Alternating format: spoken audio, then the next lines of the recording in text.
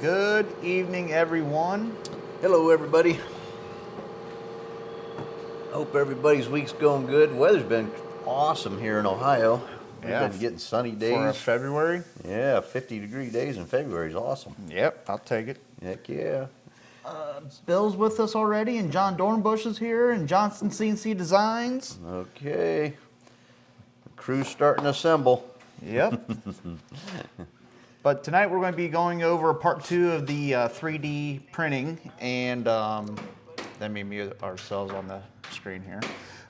So we're going to go more over what DCI is going to be doing with 3D printing this time, as in intakes and maybe even carb spacers and Valley covers. We want to make tooling so we can start making parts. So we want to do like a valley cover. We want to do intake manifolds. We want to do valve covers. The bolt-on kind of stuff, and make it out of carbon fiber or I don't know. I don't think fiberglass is a good idea, but we want to make these parts lightweight because the castings are heavy. So what I want to do is I want to try to do like a carbon fiber intake manifold and carbon fiber valve covers and carbon fiber valley cover. Problem with carbon fiber is the process is so time consuming that it gets expensive. So we're trying to figure out ways to reduce that cost. And I think we can do it, with him and I put our brain together, we can make some tooling that we can, because carbon fiber has to go under a vacuum process. And he was saying he's seen something where you can actually put it in a press and press it. And if we can do it that way, that would speed the process up quite a bit. Mm-hmm. So we're going to try that and see what happens. But yeah. Yep. So with 3D printing, the FDM process of it is you're taking a nozzle and you're extruding plastic out, and it follows a contour or a mesh of an STL file. So when you have that, you naturally have lines. And so part of the process is going to be with a lot of the stuff is us sanding and bondoing and stuff like that to get rid of lines to make a better product. Also too, like if you get a valley cover or whatever, you don't want a bunch of bumps on it that holds dirt and makes it look nasty and everything. So there's a lot of that goes into it. Like my dad said, there's a lot of layers of carbon fiber you have to put down and resin. So you're working with chemicals that are not really good for you. Well, the big thing is the process of making a carbon fiber part. You got to bag it. They put a bag over top of it, and then they vacuum it down, and it sucks it in, and it compresses the carbon fiber and the resin together. And so we're trying to figure out a process that we can reduce that time, because it's very time consuming. If you watch the videos on YouTube, the guys that make their own carbon fiber parts, it takes a long time. It's a time lapse thing, and it's still probably an hour video.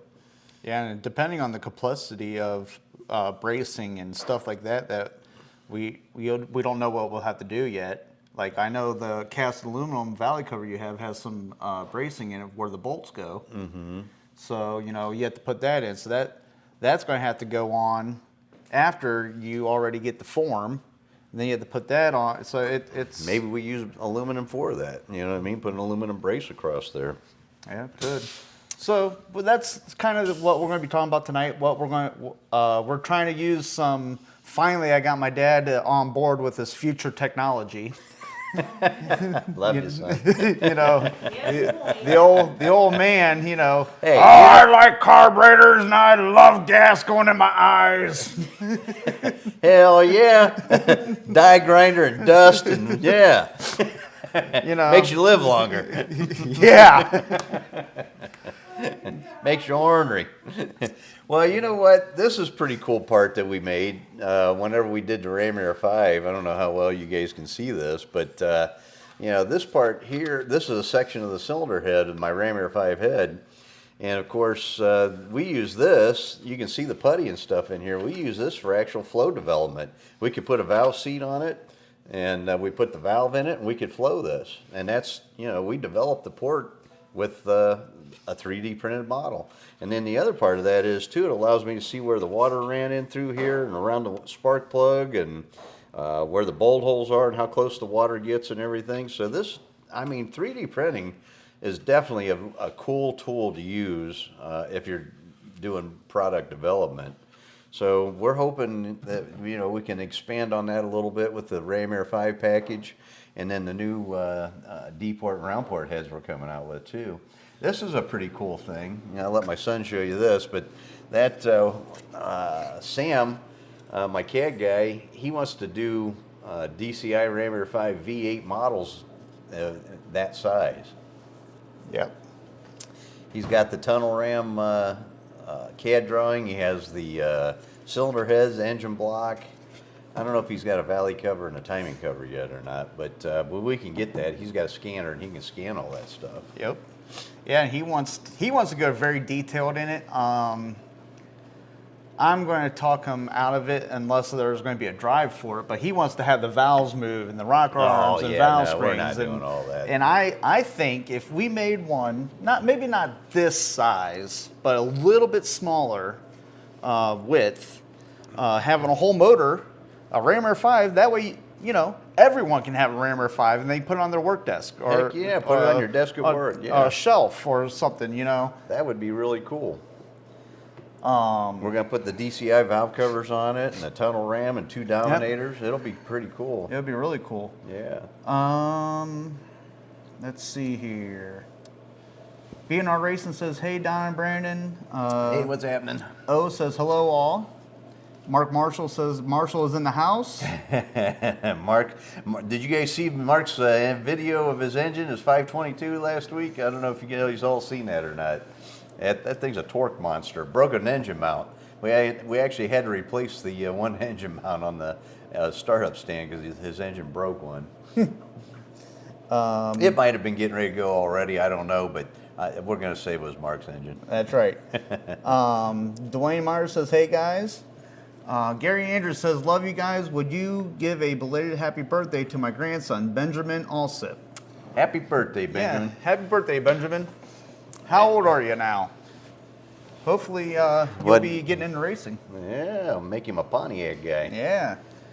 O says, I'm making a custom console for my brother's car out of a Trans Am console and probably have 10 to 15 hours just working on the plug because it's going to be fiberglass. Yeah, it takes time. We're building a console for that Challenger we're building right now too, and we're doing it out of wood and Bondo and fiberglass on that thing, but it's going to be sweet when it's all done. Dwayne Myers, can you 3D print, printer make DCI bumper stickers? Yeah, it would probably be easier than weeding them. Probably would be. Yeah. When are we going to get stickers? Whenever you're... I told you to bring them and I would weed them. This weekend, you better get a freaking 24-pack. That's my daughter-in-law over there. I love her. O is old school twist. Oh, okay. He had to straighten his name out and change a couple of things. Apparently, that was one of them. So now he's the big O. Oh. Yeah. He said, I wish I could 3D print what I'm making, but pretty sure the printer would run me some coin. Oh, heck yeah. Yeah. Brandon Devies, we talked about doing that console that we're doing for that Challenger in 3D print, but holy cow, it'd take forever to print that thing, and it just, you would have to make it in sections and try to glue it all together. Yeah, that would be the biggest problem, is gluing it together. Because I could probably print you sections off and probably 4 hours per section. So, you know, if it's long, you're talking that thing's, 4 foot long and a foot wide or whatever. And the gluing part would be a nightmare. Yeah, I don't want to get into that. We'll just keep building out of wood and fiberglass. Yep. And we're going to cover it with vinyl anyway, so it doesn't matter. Dwayne says he can put it on my car if it don't have one. Mark Marshall says, hell yes, TQ is king. Torque is king. Yes, it is. That's what moves the mass, not the horsepower. Horsepower is just a calculation. John Dornbush says, I know I've talked to you about this before, Don, but we could really use a full-size structural foam mock-up block. Yeah, you know what? I don't know how we can do that.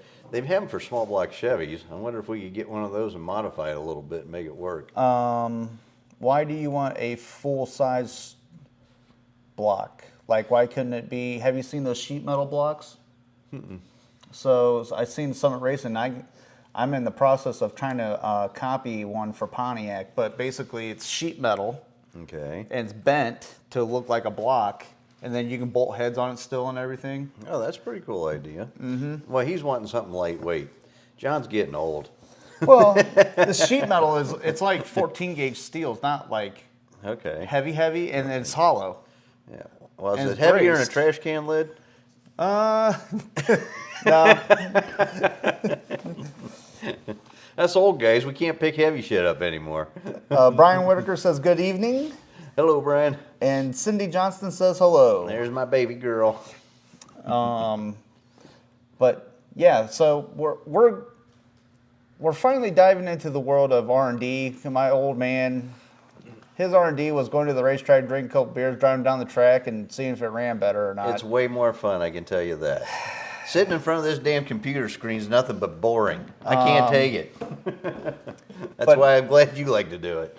But now, the old man, he wants to pinch pennies. He'll trip over a $100 bill to pick up a penny. So Whatever. I think that's what my saying is to you. now we have to do everything on the computer. Spending money. Yeah, but he's tripping over dollars to pick up pennies. No, I pick those up too. I just spend them faster than I can get to the penny. Yep. So yeah, we got a lot of cool things that we're going to do with the 3D printing this year, and I got a lot on my plate this year. We got a lot going on. I got a new engine package I'm developing for the Ram Air 5 deal.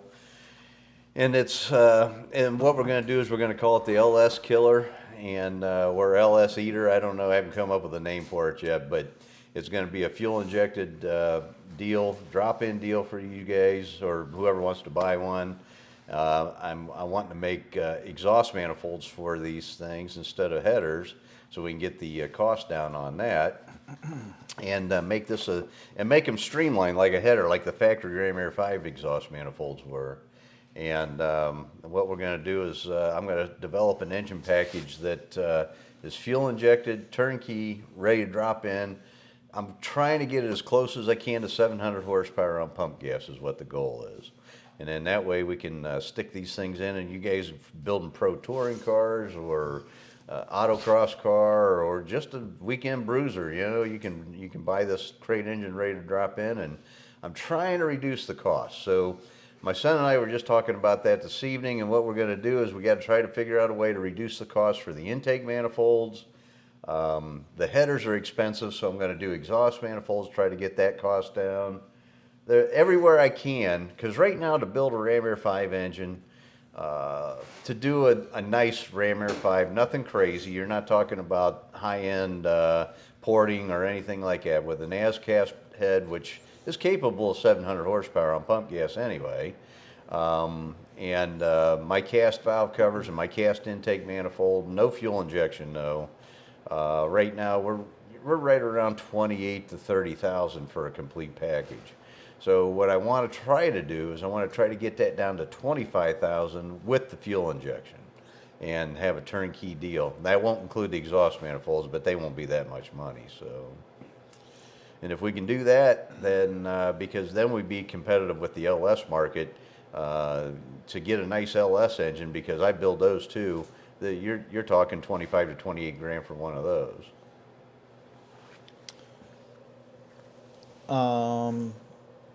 Dwayne Myers asked, you guys make it out to Quaker City this year? We're going to try to make it out this year. We went out last year with a customer of yours, and that is on Tina. YouTube. Yep, Yeah. Tina, with her blue Firebird. Yep, Trans Am 78 TA. Yep. I came in and worked on the cylinder head Saturday while my son was drinking beer or whatever he was doing. I don't know what he was doing. Let's see. I was sleeping, Yeah. woke up, and I thought, man, it's pretty nice out. Yeah. Well, your old And man's in then the shop I slaving. changed oil and rotated tires. I thought you were going to do that here. We do. No, he's legit. I thought you were going to do that here. I didn't know if you had the lift available or You not. didn't schedule me in for the lift. I told you. But anyway, I got one of those heads done. I got epoxy it up now for our Ram Air 4 build that we're putting in the 71 Le Mans. And then we're going to start on the Ram Air 5 engine for the Killer LS package deal. We're going to start on that too. I've got an engine too that I'm going to be probably selling when I get done with it. It's going to be a Ram Air 5. It's an aluminum all Pontiac block. It's got an ultralight, I think it's a scat crank in it, so it's got pendulum cut counterweights on it and stuff. And it's going to have Oliver connecting rods, Ross pistons in it. It's going to be a sweet package, and shaft rockers, the whole 9 yards. And I'm going to sell that engine when it's completed. And why are you going to do that? Just to get a motor out of here? And Yeah, well, I've got that aluminum block, and I've had it for a little while. It's a brand new block, but unfortunately, what happened was a connecting rod let loose in the thing, and it tore it up on the inside, and I had to weld it all back up and fix it. So I got to put a couple sleeves in it and fix it. But it's going to be fine when it's done. I Right. got to fix And it. this is, I'm assuming, the fixed IA2 block that Yeah. you had to, what was it called? Treated the metal. What do you mean? Then you had to send some IA2 blocks out to get treated. Well, what we Or do shot is peened or something. no, we do a heat treat on all the iron blocks, and the reason is because they're green and they move around a lot. So we put them through a heat treat process before we machine them and put them together, and that stabilizes them so they don't move around. Otherwise, damn things move around so bad. We've had them literally lock up the engine at 7,000 RPM in the burnout box because it just grabbed the crank, and squeezed the bearing so hard. Yeah. But this block is going to be fixed. You won't have any of those issues. No, it'll be fine. It's a brand new block. It had 3 passes on it, connecting rod let loose. Yeah. Mark Marshall wants to know if the exhaust manifolds are going to be cast iron or aluminum. They will be cast iron. I don't think aluminum will hold up. Yeah, probably not. Yeah. You'll have open headers. Yeah, yeah, big open headers, holes in the side of your headers. I wish we could do them out of that, but no, they'll probably be cast iron. Cast iron for Firebird and GTO. Yep, and we're going to try to. I want to do them for the 64-7 GTO, 68 to 72 GTO, which would be all the way up to 77, like a Grand Am or what's the other one? Grand Am and the Grand Prix, and there's another Catalina. the other G body. But Oh, the G bodies. Oh. but yeah. then the ones for the 67 to 69 Firebird should fit like the old Catalinas, like a 61 or 2 Catalina too. So we're going to have them for, hopefully they fit a wider range. So right now we have tube headers that are available for 67 to 9 Firebird, 68 to 72 A body or GTO, and then those same ones for the A body. I had to modify one header on one side, but now we have a set for the 70 to 81 Firebird or Trans Am. So we got pretty good coverage right now. The only thing I got to make now is a 64 to 7 GTO header, and I'm going to be doing that real soon. I got a frame section off of Bruce. I don't know if he's on tonight or not, but Bruce Wagner, my buddy, he's dropped off a frame section for us to build prototype headers with. John Dorbush says titanium. I wish I had deep pockets like you, John. Holy moly. I was thinking steel. You could maybe do them in steel, but I don't think it's any cheaper to do steel than it is iron. I think It's iron's. probably cheaper than doing iron. cast iron. Yep. Especially whenever you're doing it the way that the factory kind of did it. Yeah, we're going to do a factory-looking header. It's going to be kind of like the ones you see on the cover of that one Hot Rod magazine. Yeah, the Those long are- tube header. Yeah, those are for 69 Firebird, but I want to try to make something similar to that so it'll work in the A bodies too. But yeah, we're working on that too. So we got a lot going on. I mean, we got a lot that we're going to try to get done this year. If we get half of it done, I'm going to be happy because I got to add on to the back of my building here yet, and because we're out of room here. I don't have. You can look behind us. We're crammed in here. This is my retail area, and it's overflown into the retail area now. He keeps putting me on a different table every time I come in. Yeah, here. every time he comes, we're And it's moving smaller. around. Yeah, pretty soon we're gonna be. Yeah, I'm gonna have the computer sitting on my lap. Yeah, and I'm gonna be sitting on your shoulders. Yeah, That'll be fun. son of a gun. He's gonna have to have whiskey for that night. Yeah. Have you ever used extrudofoam putty to smooth stuff, thinking you could have forced it through the manifolds to increase exhaust flow? Oh, extrude home. You know what? You can extrude home parts. There's a place over in Pennsylvania. There's only a couple places in the country that do that, and it's expensive. So it's something that you would only do if you really were class racing or something like that. When I build the exhaust manifolds, what I'm going to do is I'm going to build the inside dimensions as close to 2 inches as I can, and then the exterior is probably going to be like 2 3/8 is what it's going to be, because it's got to be about a 1/4 inch thick.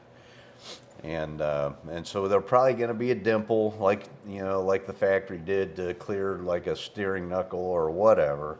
But I got to do what I got to do. I'm trying to get costs down on these things so we can sell more of them. B&R Racing wants to know, do all aftermarket blocks move around? Pontiac, Chevy, like Dart Little M or Big M? Yes. I have a brand new Dart Little M SBC. I have to build for a friend, going to be a 464 to 463 cubic inch small block Chevy. Yes, all of them move. They're all green when they come out. And you think about it, brand new, and you'll see it in factory block whenever you remachine a factory block. So yes, it's going to move on you. So what we do is we send them the heat treater and tell them what's going on, and tell them the material. Dart should have the molecular structure of that block, and then you can get that from them and then send that with the heat treat, and they'll know what to do. You don't need to figure it out. They can do it for you. Memorial Gamer asks, are the fiber manifolds the same for the 6970 Grand Prix? Yes, they are. I was going to say, I don't know any of that. I just look at the numbers and I go, oh, yep, this catalog says it fits. Yeah, but the catalogs lie to you, so you got to have experience. Well, that's why you have a big effing hammer. Oh, so when you go see the counter guy, you yell at him? Well, that too, but I always just, you mean to beat the tube? Yeah, you persuade it. I got you. Yeah, headers do need a little love every time. Even the ones we build, and we build them to fit. Speaking of, go ahead. I was going to say, Old School Twist said a friend of his said he was going to call you about dome pistons in a Pontiac. I don't know if he did, but he said he was going to call you today, told him you were the man. You know what? He might have tried, but man, I had a busy day today. I've been all over the place, and we had a customer in here from New Jersey, had a customer in here from Wisconsin. I mean, we just had a lot going on today. I had a lot of people here, and I had business meetings I had to go to today. I've been busy, so he might have tried, and I just didn't get to the phone. Really, what was happening is he couldn't keep up with the beer truck. The beer truck was going down 44, and he was trying to catch up to him, but the guy was late to another appointment to drop off beer, and my dad just couldn't catch up. You know what? I told him he needs to make the stop here first. Well, you're not the only person, They got other customers. I'm probably their biggest customer. They might as well just drop it off here and save them some trouble. B&R Racing said, I have been told season blocks are the best for decades. Yep. The old pro stock racers and some of the fuel racers, what they used to do is they would take 6 or 7 blocks and throw them outside and leave them just sit outside for a couple of years. and then remachine them and use them after they set outside in the cold and heat and rain and snow and everything else. And they claim that seasoned them. You can put them on a vibrating table. You can heat treat them. There's all kinds of ways to stress relieve them. And that's basically what you're doing with a heat treat. And the other thing too is you can cryogenic stuff too. I don't know if Rick Ferrar's on tonight or not, but he's hooked up with a cryogenic company that they just did some spark plugs, and he shared a video with me of spark plugs after they cryogenicked them. Badass stuff. The stock plug, I mean, it sparked well, but it was blue flame or blue spark. The one that was cryogenic was a white spark, so that's a hotter spark. After it was being froze? After being frozen, yep. Wow. Yep. So cryogenics, there's a lot of stuff getting done right now. It increases the durability of brake pads and brake rotors and valve springs and crankshafts and connecting rods. And basically what cryogenic is, it takes it down to absolute zero, which I don't know what that is. Maybe Brian Whitaker does. I think it's minus 312 degrees or something crazy, Fahrenheit. And so what they do is they bring the part clear down to that temperature, and it slows down the molecules because everything moves. Even this right here, it looks like a solid, it feels like a solid, but this is moving. It's just like liquid, it's just like water, but because of the molecular structure of it, it's a solid. And so you can take a part, like a steel part, and slow those molecules down, and then whenever you bring it back to room temperature and you do it in stages, what it does, it allows the positive and negative ions to line up, and it strengthens the part, and it's amazing how much stronger it gets. And I know sports players use it. I don't know if it gets that cold, but I know they use it for muscle regeneration.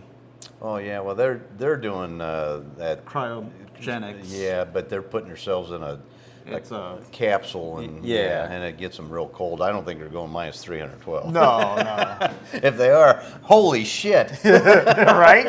How about popsicles when they get out? Yeah, that freeze you solid in no time.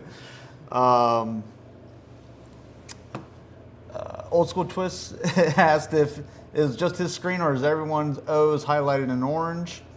And well, on ours it's orange. yeah, that's right.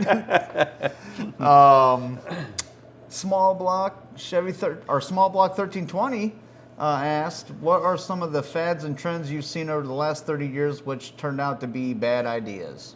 Yeah. Just about everything. So, you know what? I was just at a shop today. I went over to look at an engine block for a guy that we're going to do an engine, some machine work for him for. Anyway, he's got some really cool stuff in his shop. He's got a customer that has a bunch of old military equipment. And he also had I think it was a Mercedes engine that was in there.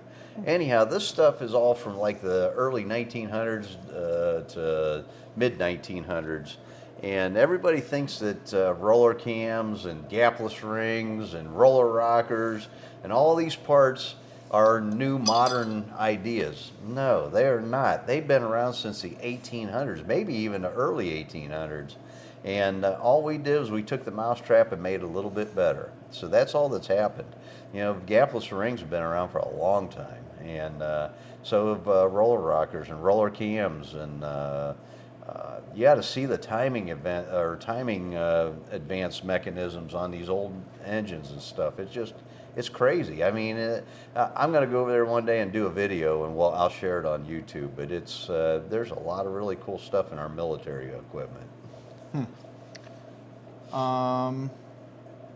B&R Racing said a late friend was a GM master mechanic, worked in the muscle car heyday.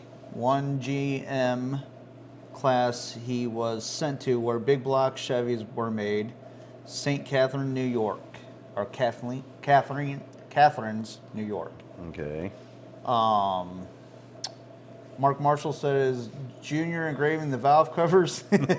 Yes, he is. As a matter of fact, yours are sitting over there. I just got them back from the blaster. B&R Racing, Bill said every big block Chevy block was left outside in the weather for 2 years after casting, rusted bad to like junk, then machined to a usable block. Yep. That was an old trick that the old racers used to use, and they would, and they found it made more horsepower. It seasoned the block. John Dornbush says that's cryogenics, slows down the molecular action so that everything packs together and tighter. Yep. Well, basically, it's lining up positive and negative. A good friend of mine, he owns Akron Steel Treating, and he explained all of it to me. And they do it with pantyhose. They do it with all kinds of stuff. I mean, it's not. It doesn't just work on steel or aluminum. It works on nylon and rubber and ceramic and all kinds of stuff, because everything is, I call it molten. It moves. It doesn't. It's not a solid. It feels solid to us, but it's not a solid. B&R Racing said, is heat treat and then annealing process you do or have done to your IA2 and Kaufman blocks? Well, I don't honestly know what they do. I just take it there and tell them what I want done and what I'm doing with it, and they do the heat treat process on it. But I don't think they anneal it. I think it's just basically heat treat. And what it does is it, depending on the type of material, some materials they bring it up to where it's glowing red. Some of it they take it up to where it's almost melting. And I don't know what they do on the iron blocks, but I know that whenever we remachine them after we get done with that process, you can see the block moved around a lot. We have to redo the line bore, the decks, the cam tunnel, the bores, everything. It also makes it like relaxed. Yeah, whenever all Pontiac first took over them blocks, every engine we put together was wasting main bearings in the block, and we had perfect bearing clearance, and I couldn't figure it out. So I literally took a brand new block because I was so pissed off, and I cut it up and I sent it to laboratories all over the country. And that's how I found out about what to do. Well, you did that with the block, you did it with the oil, you did it with the bearings. I did everything. I remember you bench pressed your S10 a couple of times that day. I think you're full of shit. We were putting a transmission back in my S10, the 5-speed. Yeah. And so anyhow, I got my son underneath the truck, and I didn't have a lift at that time. It was my old shop. And we got it on 4 jack stands, and this freaking transmission would not go back in. I was so pissed off, and he was trying to help me, and I get it. You know what? You're not watching the angle from both sides the same way or whatever, and he's trying to do it one way, and I'm trying to do it another. Finally, I said, get the F out of the way. I grabbed that transmission, shoved it up in there, and he says I pushed it up off the jack stands. I don't think so. He was the Incredible Hulk. It spun around 180, and then he spun it back around and put it right back on the top of the jack stands. And whew. Yeah, I think he's full of Just crap. because the clutch disc wouldn't line up. Yeah.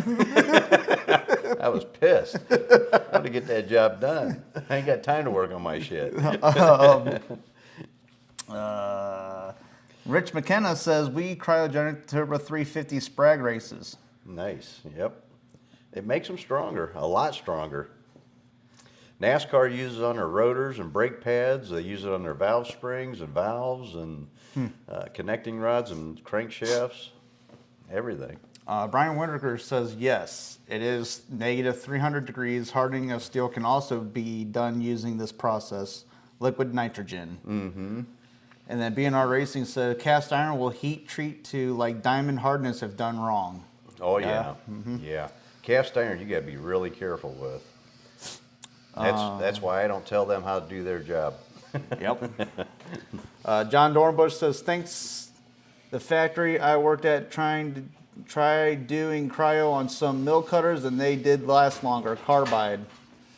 Yeah, they use them on end mills. They use them on all kinds of stuff. They use them on the collets, so they run truer. There's a lot. They use it on everything. Oh, Philip the Third just now joined. He says, "Sorry guys, I didn't know you were on." What? You know every Wednesday night we're here at 7 o'clock. Uh-huh. You're fired. John Dornbush says, my 988 1975 block should be okay and well seasoned. Yes, it should be. It's been through several winters, I'm sure. And if you got it out of Wisconsin or Minnesota, I'm sure it's well seasoned. And yes, John, my dad is seasoned after a few cold ones. No, I'm only seasoned after Jameson. Coors Light, this is low test. B&R Racing says, I can't have my friend's Dart Little M 445 lockup going into a Corvette meant for 200 plus mile per hour road race top end. Yeah, no, don't do 950 horse. He has the best heads ever made, 10K. What are they? And then Bill Rosenberg says, when you heat treated my block, it costs $2,000 the machine. Mm-hmm. It makes the block harder. It does that. I mean, it's just amazing what that heat treat does. Oh, it's a 454, not a 445. Oh, okay.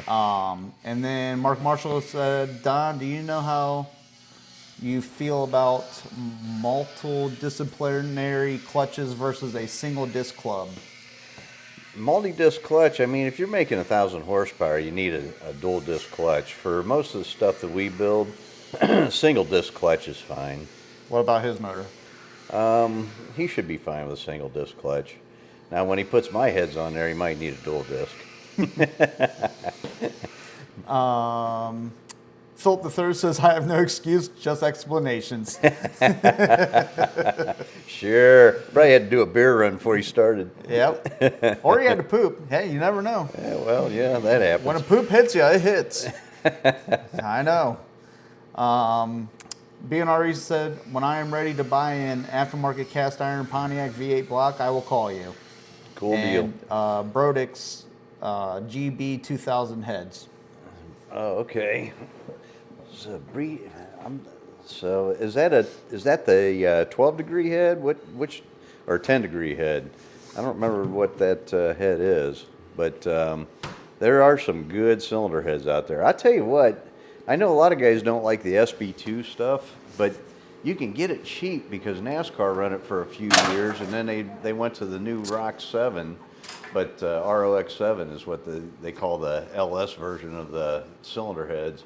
But anyway, I think you can buy on eBay a complete running 950 horsepower engine for like $10,000. You can't buy the parts for that. And those engines are well thought out, mathed and everything. I mean, that is. I wish they could do that for Pontiacs. That is a smoking good deal. I wouldn't, if I build a small block Chevy, that's what I'm doing. I'm buying a NASCAR engine. I'm going to tear it apart, make a few changes to it, and then I'm going to run it. Well, back when they ran Pontiacs in NASCAR, didn't they use 389s? Well, they used 421s way back in the day. Oh, they used the 421s, that's right, yeah. Well, they might have used the 389 Super Duty too when they first started back in 58 or 9, but yeah, they ran a 421, then they put the cubic inch limit on them, and after Petty came out with that 426 Hemi and started kicking everybody's ass. Yeah, that's when he went to drag racing, isn't it? No, I think what happened NASCAR, something happened NASCAR, and they ended up having to go to drag racing for a year or two because NASCAR wasn't running for some reason. I don't remember all the deal. Maybe Bill remembers, but something to do with... because he raced a Pontiac in NHRA, didn't he? No, he had a Pontiac, but he ran a Dodge and drag racing too. Gotcha. Mark Marshall says shit happens. Yes, it And does. Philip III said, no, I haven't had a beer yet. I'll get started right away. And B&R Racing says 11 or 12 Don Del West titanium valves custom made. Okay, cool. Yeah, I know the Brodix had some 10 degree stuff, and those are really good cylinder heads. They're kind of like that Tiger head that I did. You know, you're talking about a small block Chevy head that flows 380 to 400 CFM. That's pretty killer out of like a 2. They don't have as big a valve as what we got. They're like a 2. I think they put 208s in them or something. I don't remember now. It's been a while since I messed with any of those heads. John Dornbush says he's still waiting for you to produce an affordable DCI street block. Yeah, well, I just talked to an investor about that 2 days ago. So we'll see what we can do. You guys aren't going to like me, though, because we got some things we're going to improve on it and make some changes so that we can modernize it a little bit. But it'll still be able to be used old school, too. But, you know, the thing of it is you can only make a part so cheap. Even though it's a cast iron block, you still got main caps that are going to have to be, unless you make a cast cap, which I'm not going to do. If we're going to do a block, you don't want to make it same as factory. You want to make it better than factory. So you got to have a billet cap, and you're going to have studs instead of a bolt. We could do a bolt, but why would you do that? And so there, you know, it is what it is. We got to do it the best we can do it for. And as economically as we can do it too. So it'll be what it'll be, and I'm going to try to make it so that it's, I don't want to say a lot cheaper, but substantially cheaper than what's currently available. I don't really know what else other than strength wise. I mean, what else you going to do to a block to make it better?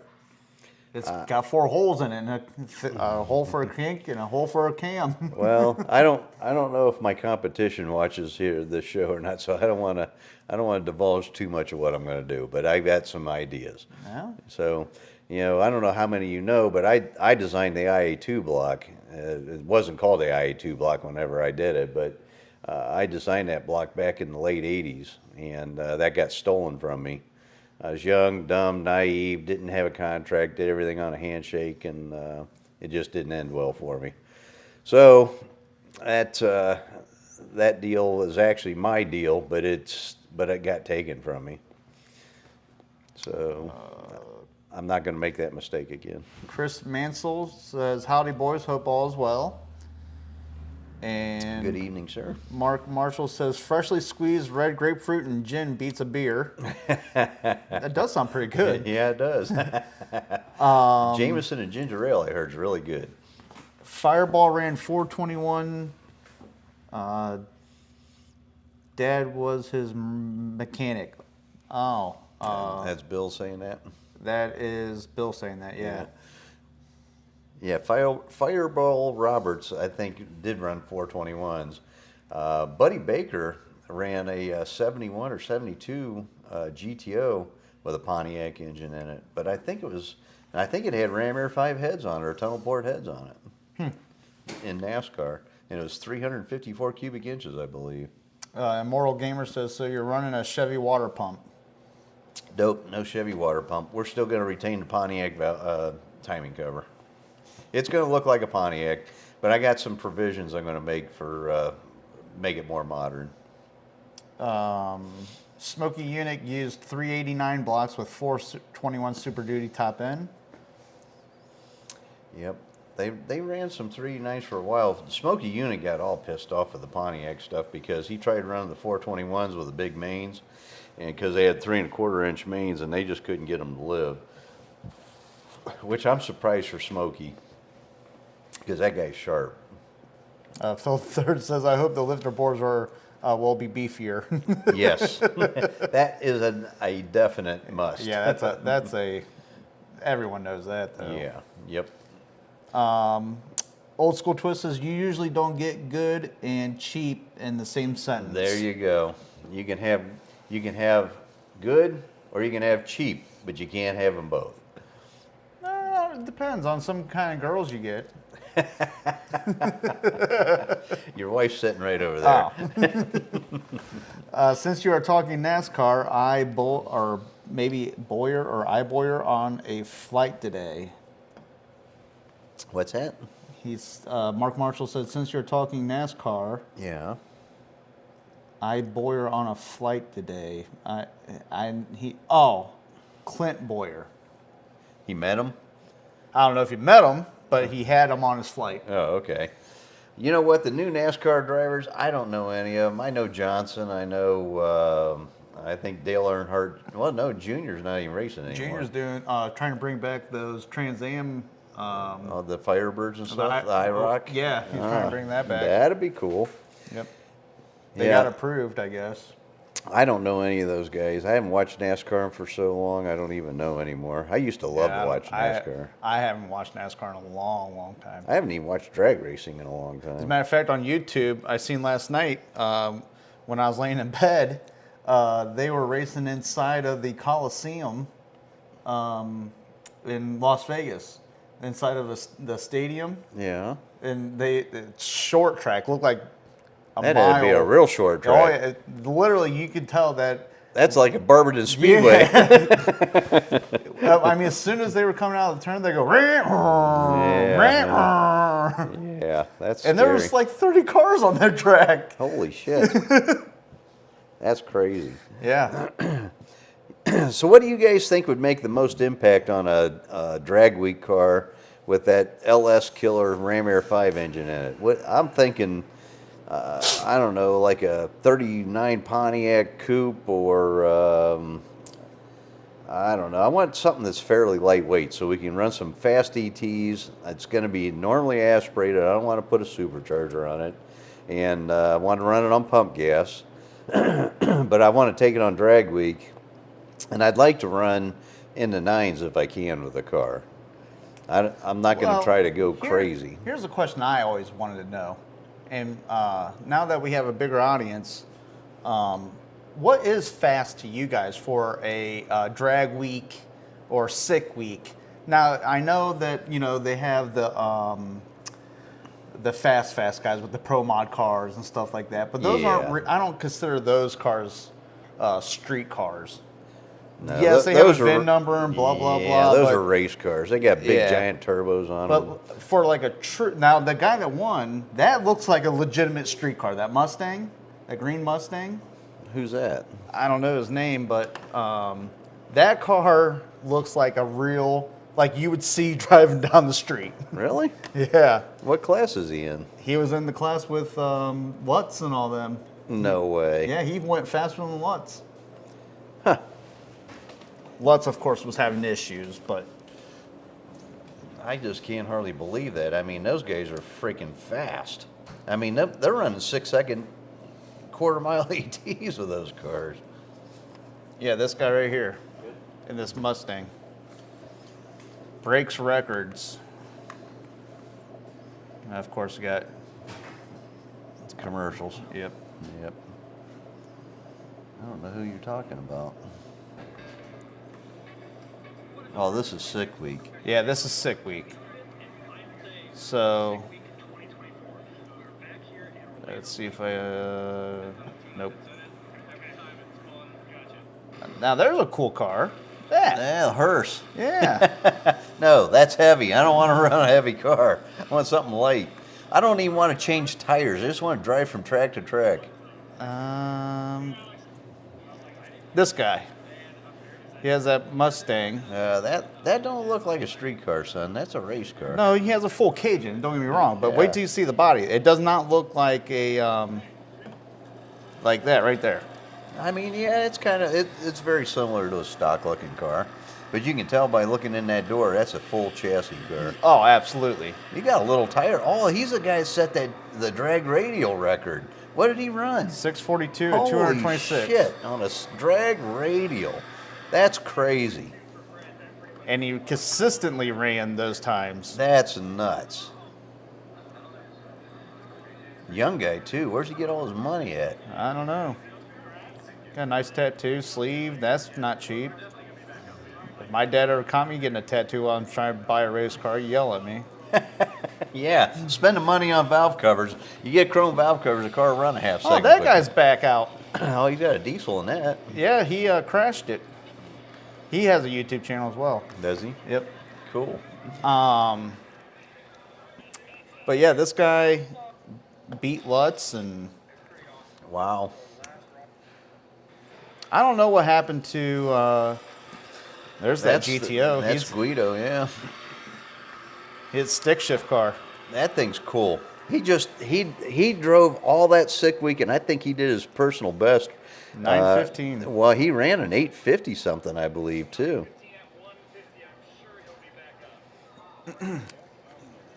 No, you know what? I give him kudos. He's doing a good job. Oh, that's a nice Corvette. So anyhow, back to what Yeah. do you guys think I should build for this? Because I'm going to put a Ram Air 5 together, and we're going to do this. I'm not going to compete with that guy. That guy's got twin turbos and No. a full chassis under the car. I'm not doing that. But like a real street car, and I just wanted to like, is 8 seconds fast? Is 9 seconds fast? I mean, to me, I think because you got those Dodge Demons running 9s. Well, the Demon does, but the Hellcat only runs 10s. And that's supercharged. But they are heavy. Them cars are 4,000 pounds, I think. Right.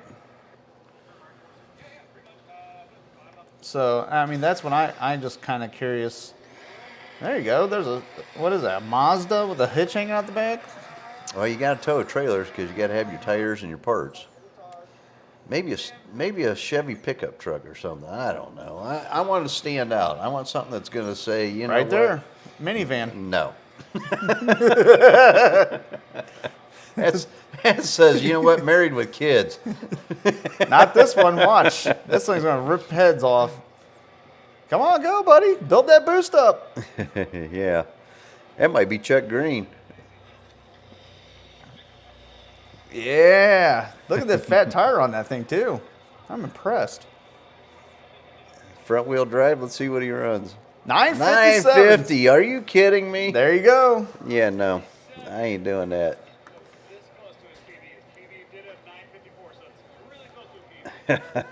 And that's nuts. It is nuts. So what are they suggesting? What do they think we should run? I want to build something cool.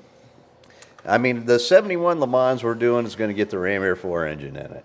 And I'm probably going to sell that car once I get done with it.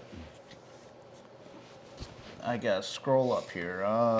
It does have a VIN tag, though, and it's got, and I have a title for that car. I can't make it a street car. John Dornerbush said he priced aftermarket blocks a couple weeks ago. Was amazed how much the price has gone up on it in the last 2 years. Oh, they're crazy now. And Mark Marshall says I don't know them either. The gals were talking about them. I was an Earnhardt fan. I think everyone is. Yeah. How can you not like Earnhardt? He was a real man. Jeff Foxworthy said they should have their wives in the cars with them. Pick a light car, weight kills ET. Yep. Someone mentioned a 63 Le Mans, a fuel altered style car. Anything in the 8s and still run on the street race to race. See, I think 8 seconds is going to have to be your time. Whew. Man, I'm going to have a lightweight car because I'm doing it normally aspirated on pump gas. I know. But see, you know, you go to YouTube and everyone looks at the time. Oh, I know. They don't care if it's naturally aspirated, I know. if your ass is light, if your ass is heavy. They just want to see that time. I know. Well, then you know what? We'll do like Cletus does, and we'll get a Corvette and just cut the body off of it. Well, he's getting a body made for that now. Oh, he is? Yeah. Someone scanned it, 3D scanned it. Yeah. And they're having a body made right to the his chassis. I can't wait to see that. Mm-hmm. Snot Rocket is the Mustang, so that's the name of that car, Snot Rocket. Okay. That is a Ford for you. Rosenberg says. I knew Bill would pipe in. Snot Rocket is an actual Coyote car. So it doesn't have an LS engine in it? I don't know what it has in it. I don't know either. I know he shocked a lot of people this year. They're calling it a mini mod versus a pro mod. This is when he went against, what's his face? Well, he's got a little tire on the back of that car, and it's hauling ass. Mm-hmm. Ram Air 5 with twin turbos would be very cool. It would be, but man, I tell you what, a lot of maintenance. A 1936 Pontiac Coupe. A hatchback Sunbird. There you go. Ooh, a rear engine Fiero. The drive shafts would snap. Has to run put at least the engine 8s. on the roof. Neil Ferrantino says it has to run at least 8s. That's just crazy. Normally aspirated on pump gas. Holy moly. I got to figure out a lightweight car. So, You guys, anybody got a Fiat Toplia or like a 40 Willys? I really want to do a 61 Corvette Gasser is what I want to do, but I don't think you can make that car run 8s. Front end sits too high in the air. but yeah, so it looks like you're going to build an 8-second car. Yeah. Interesting. So, Let me grab my calculator real quick. well, it's easy. Make 1,000 horsepower. So hard about that. Yeah, that's not hard. How about a Pontiac J2000? That's Yeah. what Philip III said. Ugh. Tube chassis, front engine, Fiero. Philip III said, I sent you the pics of that Fiat. Yes, he did. All right, to run 8-second ET, and we got to run well in the 8s. We got to run like an 850 or 60. Yep. Make it count. 34 or so Pontiac Coupe has to have a long engine bay to accommodate the large V8. All right, so I got to have a car that weighs about 2,500 pounds. Perfect. Honda Civic. A Tesla. There you go. No, those are heavy. Well, with the batteries in them, they are. We get rid of the batteries, they'll be light. Well, let's take that dragster you have in the box, and we'll put aluminum body on it. We'll make our Yeah. own body. I just watched a video today of the Sorcerer. I don't know if you've ever seen that car or not. Or Sorceress. It's an Olds Cutlass, like a 442 paint scheme. And he supposedly is the fastest street car. I think he took it to drag week. He ran a Is it white and gold? No, it's black and silver. Oh. He ran a 580. Yeah. That's insane.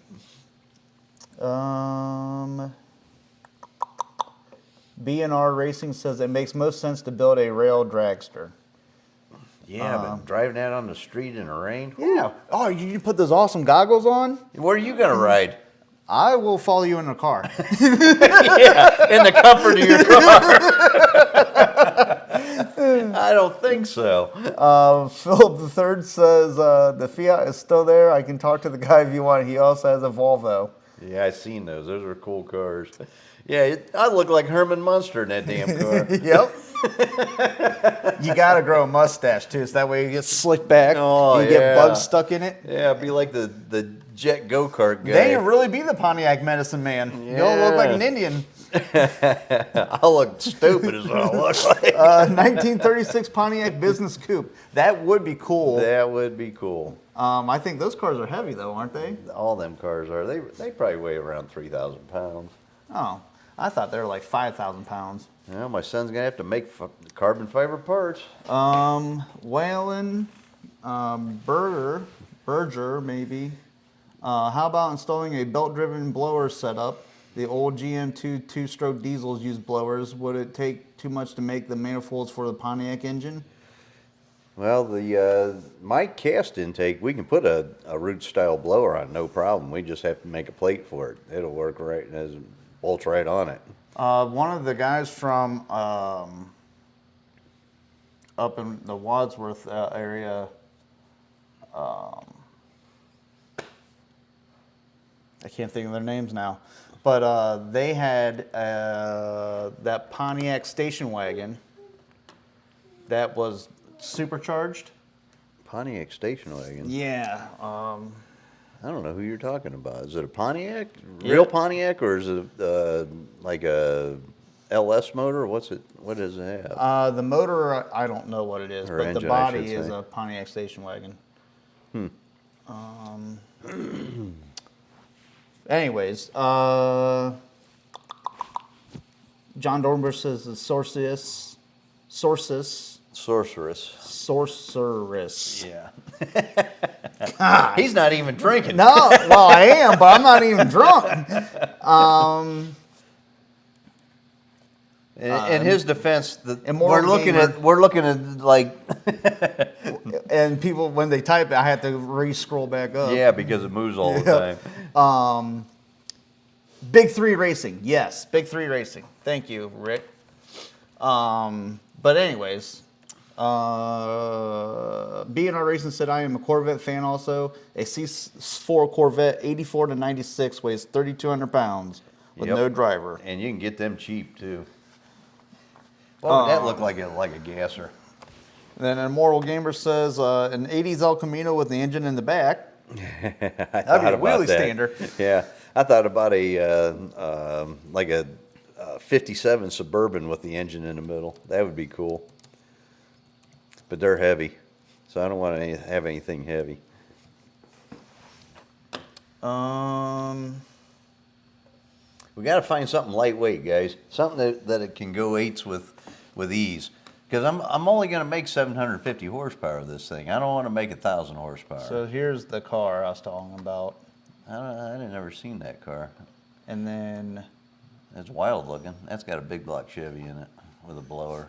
yep, but he made I don't know if it was this car or if it was the other car, but they made a belt that they can take off and on with a pulley, a special pulley. Yeah. That way they didn't have to run the Blower the whole time. Yeah. Let's see here. Rich McKenna says, just hang a hairdryer on it, then it won't matter how heavy the body is. Don't be scared. And I got a big one. Let me go get it. I'll show you guys. He does have a big turbo. Yeah, clarify, please. Matthew says he has a Pontiac 455 that someone put 1.65 roller rockers on, and the push rods are rubbing the head. What is the best solution for that? Oh boy, he's back there tearing stuff up.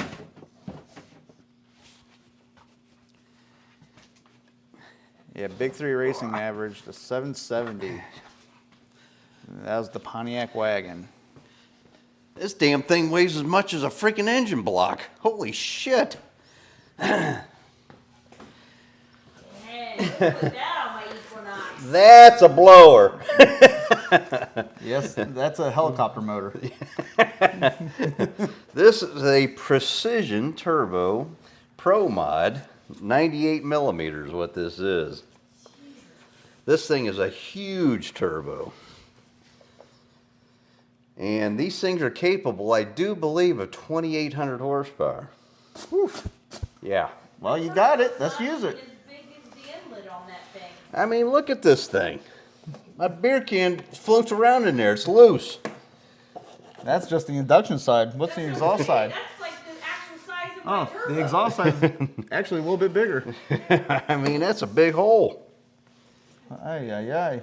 Yeah. So yeah, I got capabilities.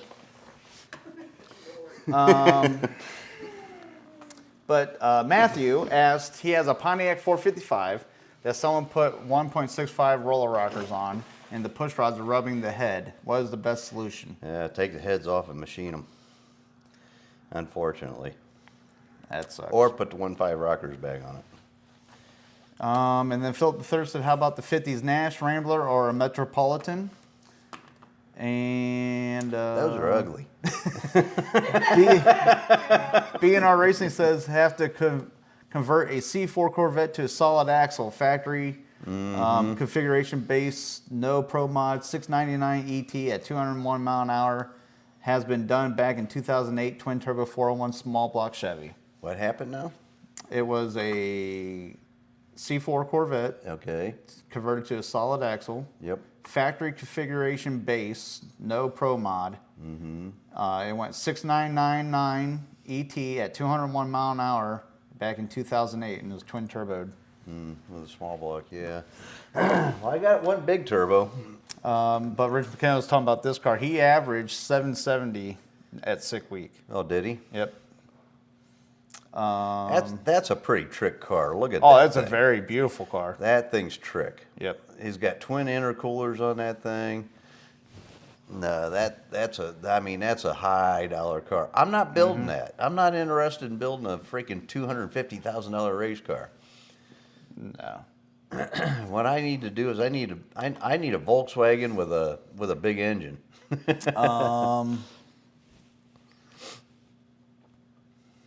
BNR Racing said I would like to install a Pontiac V8 into my 87 Corvette convertible. Big block 454 drops right into a C4 Corvette. And Mark Marshall says TR8. Dwayne Myers says a Javelin. Ooh, you can be like that one guy with, isn't that an orange Javelin or is that a Gremlin that he does the wheelie competitions with? Oh, you're talking about that Gremlin, yeah. A 65 Comet would be a very light car for what you want. Ooh, a Nova, a 63 Nova or a Tempest. Yeah. We could get a Beaumont because those are Canadian Pontiacs. Rich McKenna says, man, you do have a big one. I wish my wife say that. And then Phil the third is more like my mom. Where is the other turbo? You need two. Two of those? Holy shit. And John Dorbush said only one turbo. Everybody knows they work better in pairs. Twin 98s? Holy moly. And then GTO John says, hey guys, nice We're to going to hear have to take about- up a collection plate. You know what? I'm going to get ordained. And we're going to have the holy rollers. GTO John says, hey guys, nice to hear about your live chat. GTO John from Toronto, Ontario. Hey, welcome. We're getting some new members tonight. Thank you. He was going to ask what cam setup was you going to use on the Ram Air 5? Well, we're going to use a hydraulic roller profile for sure, but I'll probably put solid lifters on it because I don't like hydraulic lifters, especially if I'm trying to make horsepower. So we'll probably use a BAM lifter in this thing.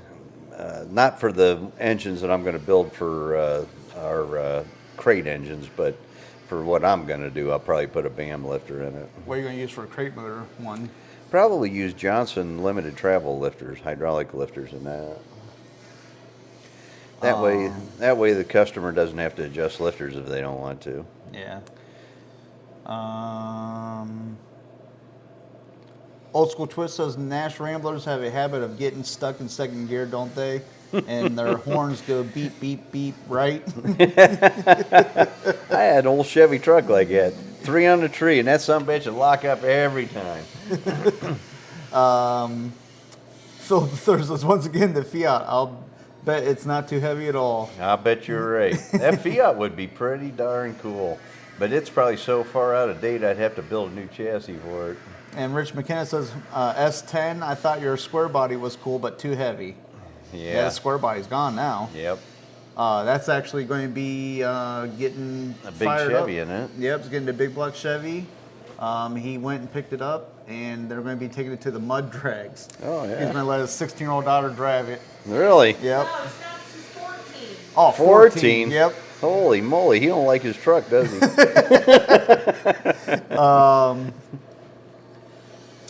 Jeff Downey says 74 GTO. Those are heavy though, aren't they? Yeah, they're 3,500 pounds. Oh. I got to get around 2,500. I got to have something that's 2,500 pounds. BNR Racing says the F-Tom. Oh, what? F-Tom? Where do you see that at? Right there. I don't know what that is. What stroke are you planning on going with? For the one that I'm going to build, it's probably going to be a 4-inch stroke. I'm going to build a 434. So it'll be 4-inch stroke. Because I'm going to use this, build this on a factory block. So we're going to use a 400 block, probably 60 over with a 4-inch stroke. So it'll be a 434. So it should spin pretty good. I'm thinking we're going to be able to spin this thing at around 8,000 RPM.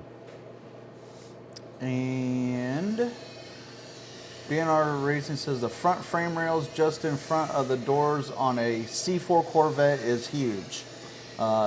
Hidden 11 inches deep. And C4 handles great.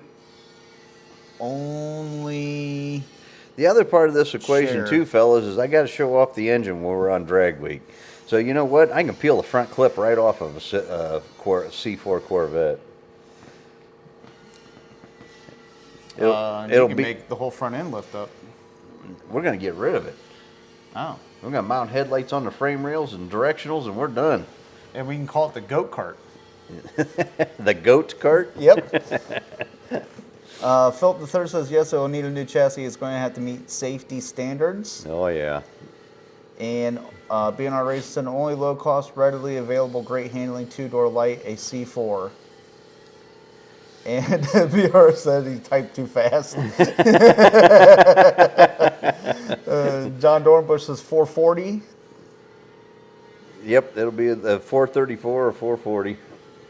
And Immoral Gamer says, that's why I'm running in my 68 Le Mans, a 434. Yep, that's a nice combination. 4-inch stroke, that thing will go to 8,000 RPM in my head, and it'll make good power up there. Not looking to make a lot of torque because we're going to run a DOT tire on that thing, so I don't want to, I mean, I'm going to make decent torque, but I want it to hook. Well, so you're going to run a drag radial. Yeah. Yep. So I'm you gonna, don't whatever wanna I change put on the tires. car, we're driving. We're going to use, they're staying on. I'm not changing them. John Dornbush says plus 0.06 equals 440. So Yep. 6 thou. So that's what we're going to be, 440. That would be a 4,181 bore, but we're going to make it a, or no, it would be a, 4,181 bore. We're going to probably make it 4,185. And Rich McKenna said, if you're too scared to run that big turbo, I know a guy that has a Camaro that you can shove it in. I just done a Rich's shop, and he's got a LS sitting down there, and he's a trader. He's a Mopar guy. I can't believe he's building an LS. But anyway, he's got this little baby turbo on there. It's about that big. Yep, it'll fit inside that one. That thing will suck it up. That one, could you get this one going? Yeah. We'll have to stage them. A little nitrous shot for that one to get going. Although, you know what? I just looked at an Audi today that makes 1,100 horsepower, and it's got baby turbos. They look like something on your Kia. Twin turbos? Yeah, twin turbos makes 1,100 horsepower. That's the same with that Mitsubishi what was it, 9000 GT? I don't know. Back in the 90s, they had the little turbos are like that big. No, they're not even that big. As a matter of fact, I remember that. I just did an appraisal on one of those, and the turbos are like that big around. I'm thinking, those are baby turbos. They'll fit inside the opening on that thing. Yeah. Philip III says, you'll change them when it starts raining. Not him. Nope, I've done it before. Yeah. He has. They used to make a true carbon fiber hood for the C4, weighted just 20 pounds. There you go. Did they make a clear one, plexiglass, so I can see the engine? Oh, 3000 GT, Philip III said. Yep. 3000 GT. Those cars are freaking worth a lot of money now. Yes, they too. are. I can't believe how much them things are worth. Yeah, especially the V6 twin turbo ones. Yeah, that's the one I appraised. What do you think? I think that's the only 3000 GT one they make though, but This guy bought it brand new. And what do you think those cars are appraised for? now? Yeah. Oh, probably 80. Whenever I appraise this, now the market's soft right now. It was almost $300,000. Holy moly. Yeah. I said, are you shitting me for a Jap car? The twin turbo 3.0. Only Pontiac that fits the bill of 2,500 pounds is a Sunfire or an Ashtray. An Astra. I had one of those. Actually I had a 1980 Sunbird. That was my first car I bought with a loan when I was right out of high school, right before I got married. And then I bought a 78 Firebird Formula when I married your mother. That's what we went on our honeymoon in. Rich McKenna says it's an 80 millimeter. I had a big one too, but he had to trade down. Yeah, everybody says they have a big one. Hey, his wife was complaining, okay? See, my wife complained because I didn't have a big enough one, so I had to get a big one. I had to get a really big one. Philip III says Dodge has the same thing, stealth. Yep, stealths. Yep. They do. That's right. But it's 8:15, so. Yeah, and I'm out of beer, so I think we got to quit. All right. Well, guys, what's going to be next week's topic? I don't know. Well, I'll let you know. I'll post it next week on Facebook whenever I put the event back up there. So I don't Maybe know. If I can get the internet cord to run out to the garage, which I think I have enough, maybe we'll do some tips on body work. Because the car will be painted by then, won't it? It won't be ready. It's going to be almost ready to paint. Thank God we're Well, getting to then the that'd end be a of perfect that. time then. You can go over some body lines, what to look for. And we Maybe get- that's what we'll do. And we can chase Brandon around with the air hose. Well, he's camera shy, I know. That's why we're going to chase him. so he won't be on the camera. He hides. He's like Bigfoot. We could do like my buddy Travis, what they did to him. Boy, I tell you what, his brothers are cruel.